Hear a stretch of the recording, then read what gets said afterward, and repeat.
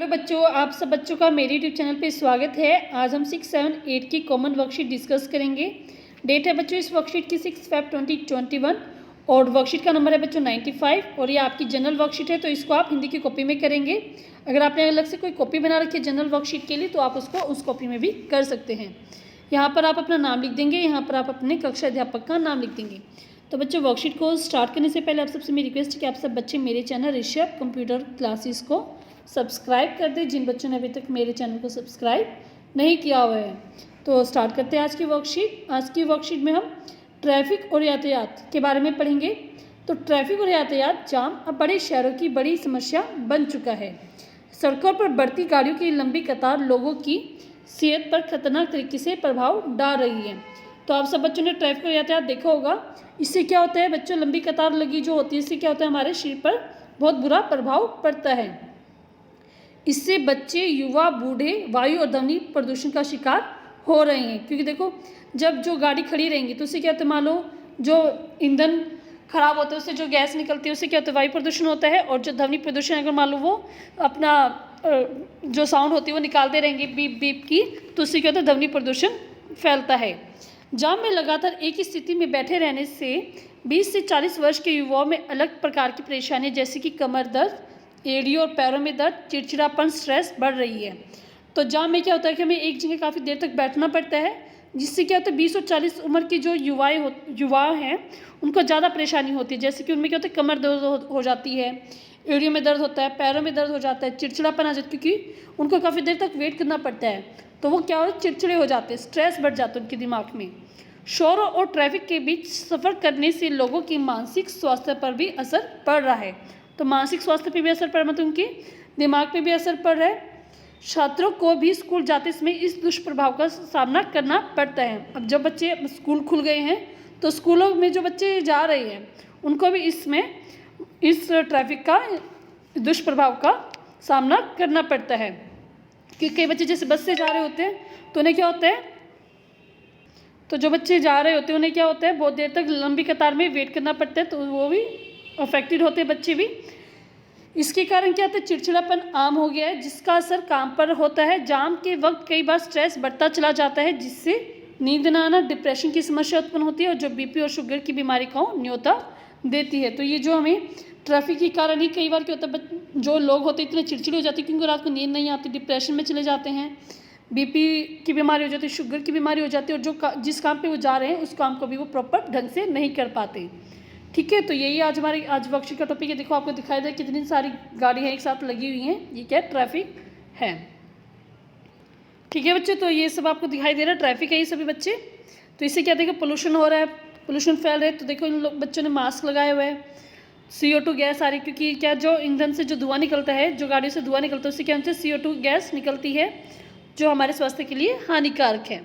तो हम देखते हैं इस वर्कशीट के क्वेश्चन आंसर। ये दो बच्चे भी जा रहे हैं। ठीक है, अब हमें ट्रैफिक जाम के कारण अपनी परेशानियों की सूची बनाए। तो ट्रैफिक के कारण आपको कौन कौन सी बीमारी या कौन कौन सी परेशानी होती है आपको उसकी सूची बनानी है। तो देखते हैं इसको हम। तो इसमें हमें कौन कौन सी परेशानी होती है बच्चों, ये है फर्स्ट कमर, समय बर्बाद होता है, कार्यस्थल पर समय से नहीं पहुंच पाते, कमर दर्द होता है, एड़ियों और पैरों में दर्द होता है, चिड़चिड़ापन होता है, स्ट्रेस हो जाता है कि हमें वहाँ पे पहुँचना था, हम उसके बारे में सोचते रहते हैं तो हमें स्ट्रेस हो जाता है, नींद नहीं आती है और हम कई बार डिप्रेशन में चले जाते हैं कि जो हम काम करना चाहते हैं वो नहीं कर पाते टाइम पे, तो उसमें क्या डिप्रेशन में आ जाते हैं। बीपी भी कई लोगों का बढ़ जाता है, बीपी की बीमारी हो जाती है, कोई को शुगर की बीमारी हो जाती है, तो उसको आप तो यहाँ पे लिख देंगे। ठीक है, तो ये सभी हमें जो बीमारियाँ है, जो परेशानी हमें ट्रैफिक से होती है वो हमने यहाँ पे लिख दी। तो इसको आप जल्दी से जल्दी कंप्लीट कर लेंगे।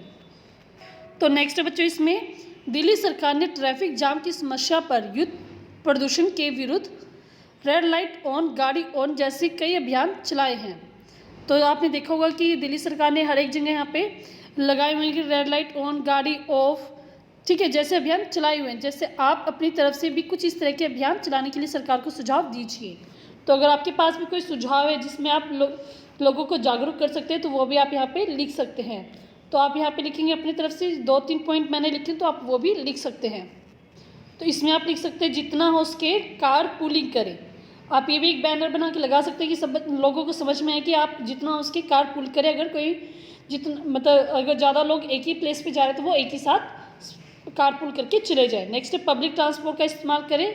अगर आपसे हो सके तो आप पब्लिक ट्रांसपोर्ट का इस्तेमाल करें। इससे क्या होगा, जितनी कम गाड़ियाँ रोड पे निकलेंगी उतना ही कम ट्रैफिक होगा, उतनी ही हमें बीमारियाँ या परेशानियों का सामना कम से कम करना पड़ेगा। तो आप ये स्लोगन भी अपनी इस क्वेश्चन में लिख सकते हैं।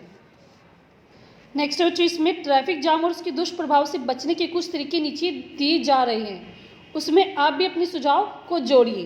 तो ट्रैफिक जाम और कि उसके दुष्प्रभाव को रोकने के लिए कुछ यहाँ पे उपाय देंगे, देखते हैं क्या क्या है।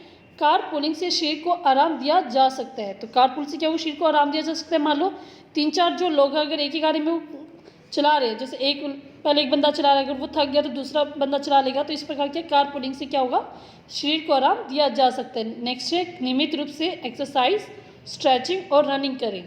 ठीक है, जो लोग रोज़ व्हीकल चलाते हैं तो उनको क्या करनी चाहिए, रोज़ एक्सरसाइज करनी चाहिए, स्ट्रेचिंग करनी और ये रनिंग भी उनको करनी चाहिए ताकि उनका शरीर मजबूत बना रहे। नेक्स्ट है पब्लिक ट्रांसपोर्ट का इस्तेमाल उपयोग ज़्यादा सही है। अगर आप हो सके तो उसका क्या, पब्लिक ट्रांसपोर्ट का इस्तेमाल करें, क्योंकि जितनी कम गाड़ियाँ रोड पे उतरेंगी उतना ही कम ट्रैफिक होगा बच्चों। नेक्स्ट है यहाँ पे पब्लिक ट्रांसपोर्ट का इस्तेमाल ज़्यादा सही है। नेक्स्ट ड्राइविंग के दौरान बीच बीच में बॉडी को स्ट्रेच करते रहें। अगर आप ड्राइविंग करें तो बीच बीच में अपनी बॉडी को हिलाते डुलाते रहें, स्ट्रेच करते रहें, ताकि वो एक ही पोजीशन में ना रहे और उसकी पोजीशन चेंज होती रहे और आपको कमर दर्द या शरीर दर्द जैसी बीमारी ना हो पाए। नेक्स्ट है कमर और गर्दन का सही पोस्चर रखने पर परेशानी कम होगी। अगर आप ड्राइविंग करें तो कमर और गर्दन को आप इस पोस्चर में रखें, मतलब सीधा रखें, ताकि आपको बीमारी ना हो सके और उसमें परेशानी कम से कम हो। तो इसके आगे आपको कुछ और पॉइंट्स आपको अपनी तरफ से लिखने हैं, तो देखते हैं वो पॉइंट्स हम। तो इसमें हम लिखेंगे यातायात संकेत और यातायात नियमों का पालन करें। अगर यातायात संकेत का पालन करेंगे, यातायात नियमों का पालन करेंगे तो भी ट्रैफिक कम होगा, क्योंकि मान लो जिस प्लेस पे आपको जाना नहीं, अगर आप उधर चले जाएंगे तो बाकी लोगों को क्या होगी, परेशानी होगी। मान लो वन रोड है, वो एक ही डायरेक्शन में जा रहा है और आप उस डायरेक्शन से दूसरी डायरेक्शन में अगर आप जा रहे हैं तो क्या वो ट्रैफिक होगा। तो ये भी आप ट्रैफिक नियमों का, यातायात नियमों का पालन करें। घर से निकलने से पहले ट्रैफिक की स्थिति का पता करें। अगर आपको किसी रोड पे जाना तो आप पहले क्या करें, जीपीएस की हेल्प से ट्रैफिक का पता कर ले कि जिस रोड पे आप जा रहे हैं तो उसमें ट्रैफिक है, तो आप उस रोड को फॉलो ना करें।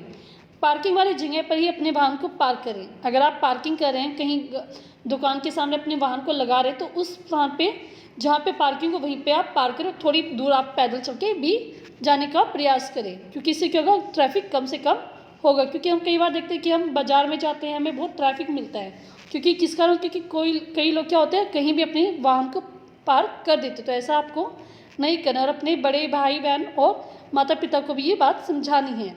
ठीक है बच्चों, तो पूरी वर्कशीट बच्चों हमारी कंप्लीट हो गई। अगर आपको वर्कशीट समझ में अच्छी लगी है तो जल्दी से जल्दी बच्चों आप मेरे चैनल ऋषभ कंप्यूटर क्लासेस को सब्सक्राइब कर दें। सब्सक्राइब करने के लिए आपको इस वीडियो के नीचे सब्सक्राइब का बटन मिलेगा, उस पर आप क्लिक कर दें। वीडियो अगर अच्छी लगी तो लाइक करें, शेयर करें और कमेंट करके मुझे बताएं कि आपको वीडियो कैसी लगी बच्चों।